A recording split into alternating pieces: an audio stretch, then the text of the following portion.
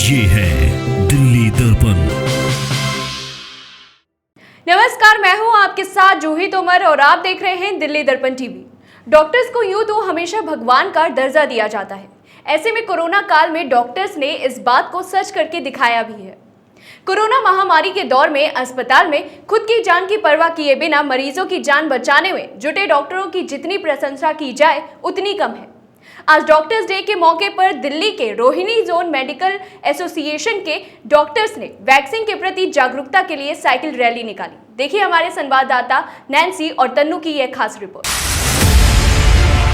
Vaccine safe है, इसके test हुए हैं, क्लिनिकल ट्रायल्स हुए हैं। अगर कोरोना का हराना है तो हमें सबको टीका लगवाना है। आईएमए रोहिणी की ओर से इस साइकिल रैली में 500 के करीब डॉक्टर्स ने भागीदारी दिखाई और वैक्सीन को लेकर सोशल मीडिया पर फैल रहे भ्रम को भी दूर किया। मेरे साथ इस वक्त डॉक्टर साहब मौजूद हैं। इनसे पूछते हैं कि लोगों के मन में कोविड को लेकर इतनी भ्रम की स्थिति क्यों बनी हुई है। डॉक्टर साहब, सबसे पहले मैं आपसे ये सवाल पूछना चाहती हूँ, आप सोशल मीडिया पर भी ऐसे मैसेजेस वायरल हो रहे हैं और लोगों के मन में भी हम देख रहे हैं, हमारे समाज के बीच में से वो ऐसा प्रतीत कर रहे हैं कि ये वैक्सीन सेफ़ नहीं है लोगों के लिए। तो ऐसे लोगों के मन में ये स्थिति क्यों उत्पन्न हो रही है, इसके पीछे क्या कारण है? वैक्सीन सेफ है, इसके टेस्ट हुए हैं, क्लिनिकल ट्रायल्स हुए हैं, इसलिए वैक्सीन का कोई ऐसा प्रॉब्लम होना नहीं चाहिए। ये आजकल हमारा व्हाट्सएप मीडिया, जो दूसरा मीडिया है, ये कई बार इस तरह का प्रोपेगेंडा कर देता है जिससे लोगों को वैक्सीन से डर लग रहा है। बहुत लोग वैक्सीन इसलिए नहीं लगवाना चाहते, उन्हें डायबिटीज़ है, हाइपरटेंशन है, उनका वेट ज़्यादा है। इन लोगों को वैक्सीन की ज़्यादा ज़रूरत है। जो भी शरीर से भारी है, जिसको ब्लड प्रेशर की शिकायत है, जिसको डायबिटीज़ है, उनको कोरोना ज़्यादा सीवियर फॉर्म में आता है। वैक्सीन 18 साल से ऊपर हर इंसान को, हर हिंदुस्तानी को लगवानी चाहिए। जब तक उनके मन का भ्रम नहीं मिटेगा कि वैक्सीन हमारे लिए सेफ़ नहीं है, तब तक हम कोरोना को नहीं हरा सकते। अगर कोरोना का हराना है तो हमें सबको टीका लगवाना है। सर, जैसे आपने ये साइकिल रैली की है, तो क्या लगता है आपको इसको करने से लोगों के मन में अवेयरनेस आएगी कोविड वैक्सीनेशन को लेकर, कि मतलब इसके पीछे मकसद क्या था आपका? आज doctors were on their wheels. आज डॉक्टर्स ने साइकिल के द्वारा पूरे रोहिणी में चक्कर लगाया, लोगों को जागरूक किया कि do not hesitate and please vaccinate. रास्ते में रुक रुक के सब लोगों को समझाया कि वैक्सीन की कितनी ज़रूरत है और इससे हम कोरोना को हरा सकते हैं। अगर हम ये वैक्सीनेशन नहीं करते हैं और हमारे को अभी थर्ड वेव के हमारे सर पे बैठी हुई है तो हमें मुश्किल हो जाएगी। थर्ड वेव के आने से पहले अगर हम 40% अपनी जनता को वैक्सीनेट करा दें तो हमारे को कोरोना कुछ नहीं कर सकता और कोरोना आगे थर्ड वेव भी नहीं आएगी।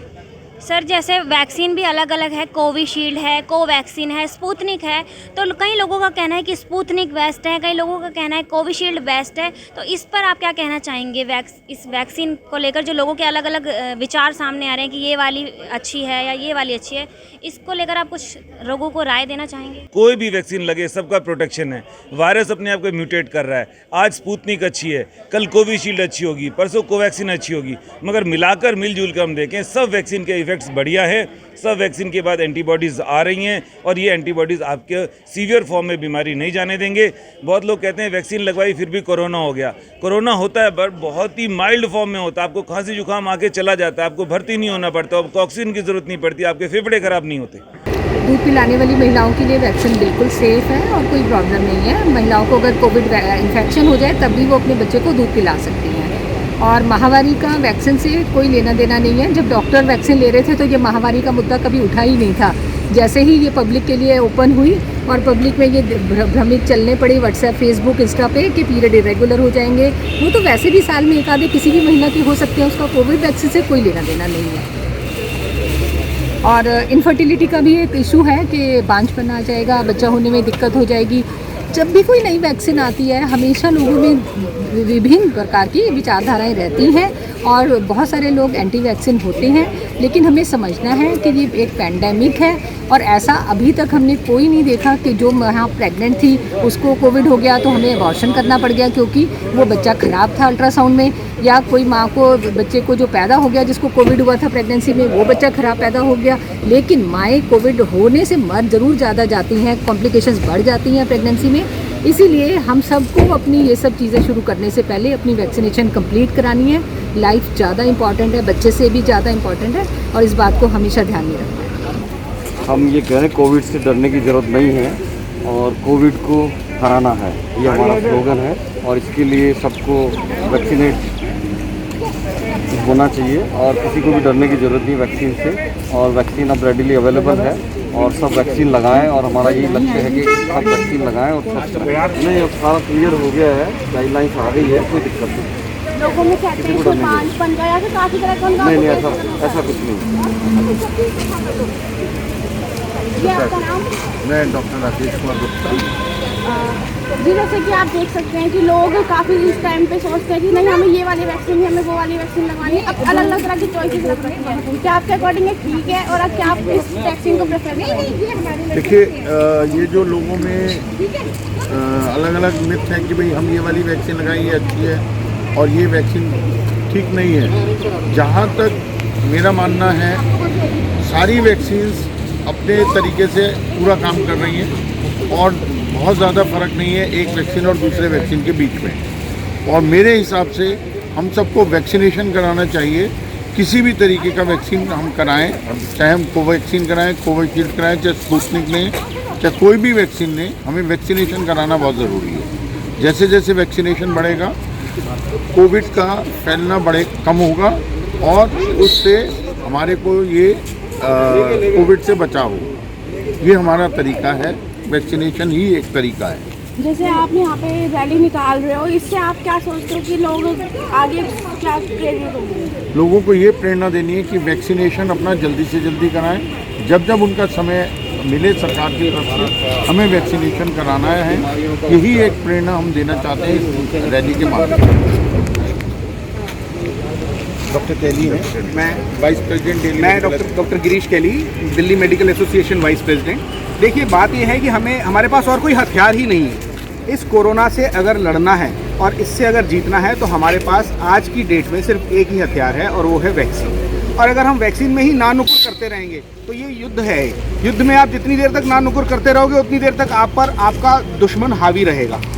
इससे पहले कि दुश्मन आपको गिरा दे, आपको इस हथियार को उठाना है। और ये मैं अपने लिए, डॉक्टरों के लिए नहीं कह रहा, मैं ये आम जनता के लिए कह रहा हूँ, क्योंकि हम सब डॉक्टर्स तो लगवा चुके हैं, लेकिन जनता में कहीं ना एक मन में संशय है। और वो संशय होने की बहुत सारे कारण हैं।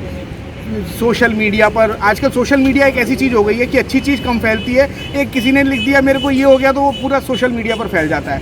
हम डॉक्टर्स आज इस रैली के माध्यम से जनता को जागरूक करना चाहते हैं, ये बताना चाहते हैं कि वैक्सीन से डरने की कोई ज़रूरत नहीं है। वैक्सीन ही आपका वो हथियार है जो इस युद्ध में आपको विजयी बनाएगा। तो आप अपने चैनल के माध्यम से, आप अपने आसपास जिसको भी आप देखते हैं, चाहे आपके घर की मेड हो, चाहे आपके पड़ोसी हो, चाहे आपके संपर्क में आने वाला कोई भी हो, उसे आप ये बताते रहें कि भाई तूने वैक्सीन लगवानी है। और जिसने नहीं लगवाई, जब